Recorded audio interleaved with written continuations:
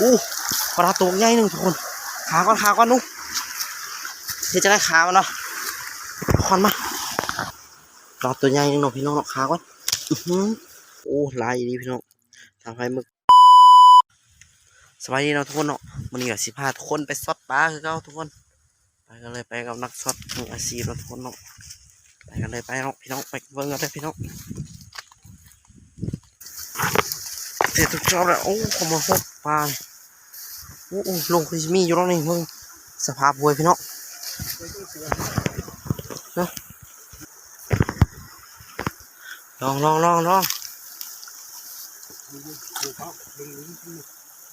ดูขึ้นมาบ่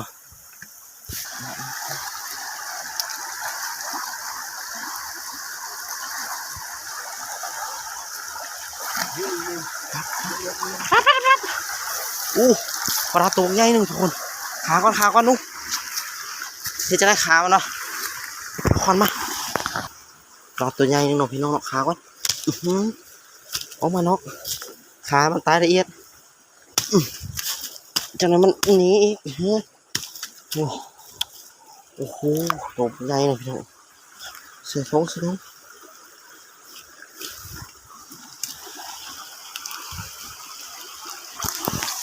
เอาไหมโอ้ยอันนี้ครับเอามาไกลแล้วนะเสียวเหมือนนี้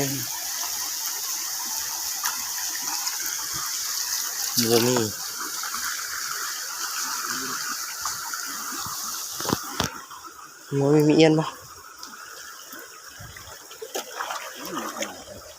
เอียนอยู่นี่แหละน้อย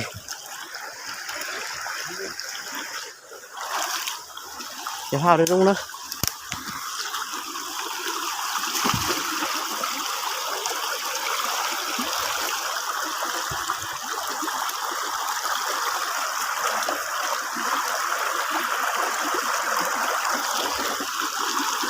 บริแอม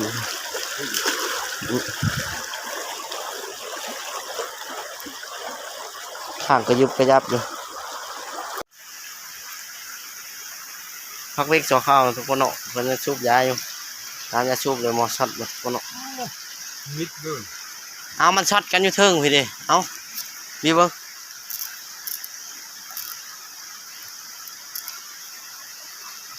มิดบานี่มันร้ายอยู่นะทุกคนเนาะนี่เบิร์คนนี่โอ้ยนี่นายเติมอยู่ทุกคน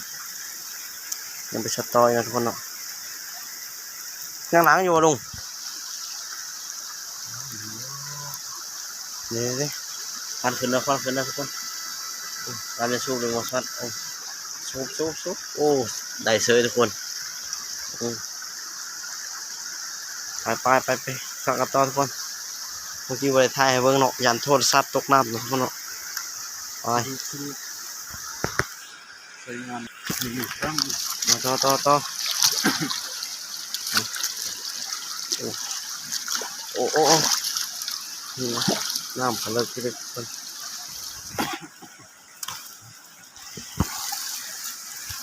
ไทยเนาะสดไหลลงมาทุกคน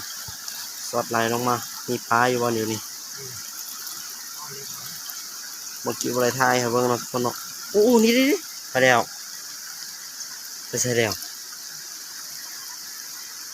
นี่ลงมาแล้วคุณดีเอ้าออกมาอยู่นี่โอ้หามันวิ่งมันบอกเขาสวิงทุกคน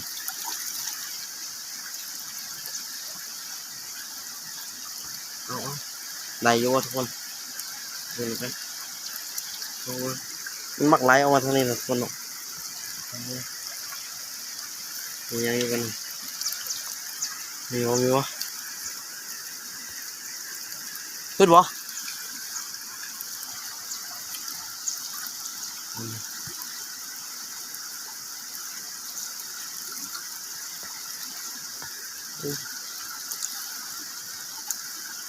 ปลาไหลลงมาเลยทุกคนเนาะมันยังข้างอยู่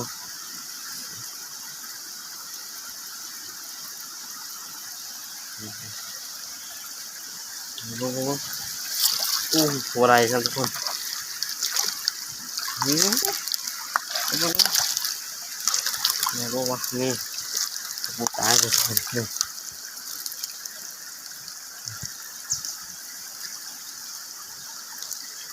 โอ้ทุกตายเลยทุกคนไปโดนมองไหมไปโดนมองไหม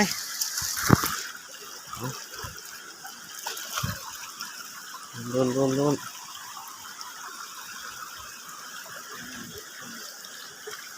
นลงมาแล้วเนี่ยเขาแล้วเอามาทุกคนนี่โอ้กายเอาจะสวิงกันนะทุกคนเนาะเดี๋ยวกระปุกนี่ทุกคนใช่ไม่ใช่เลยสับไปเรื่อยๆนะทุกคนเนาะอันนี้คือสไลด์อยู่ขึ้นบ่โอ้โหสัตว์อะไรนะไปก้าวมองไม้ก็ได้นะลุงนะสัตว์ไหลลงมาคือเราสัตว์ไหลขึ้นลงไปสัตว์ไหลลงมาสัตว์ไหลลงมาแล้ว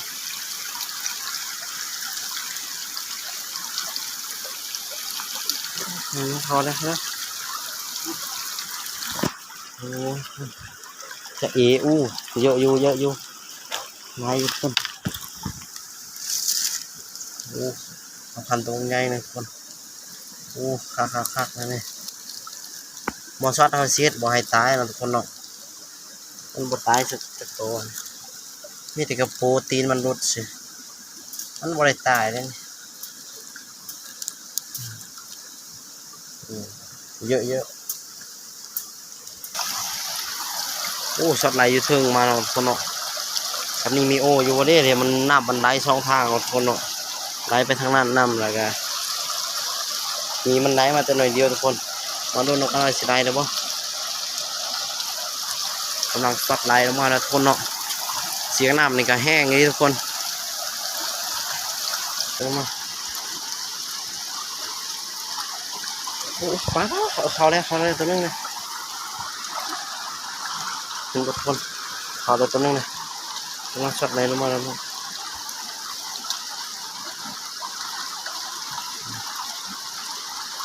เดี๋ยวเห็นบ้างเนาะ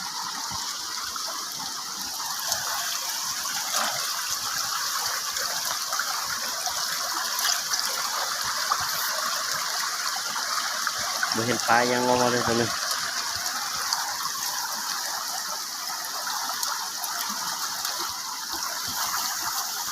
เห็นเบิ้งเรากันพี่น้องจ้าไปมาชัดเราจะรุมนี่โอ้พอพันตัวใหญ่ทุกคนนี่โอ้ปูหมดตัวใหญ่ดีนี่ตัวใหญ่ดีตัวใหญ่สัมปาระตัวเท่าไรกันเลยทุกคนตัวใหญ่ดีตัวนี้เบิ้งนี่ทุกคนปลาตัวใหญ่โอ้เก็บใส่ม้วงไว้ไปช็อตต่อมานี่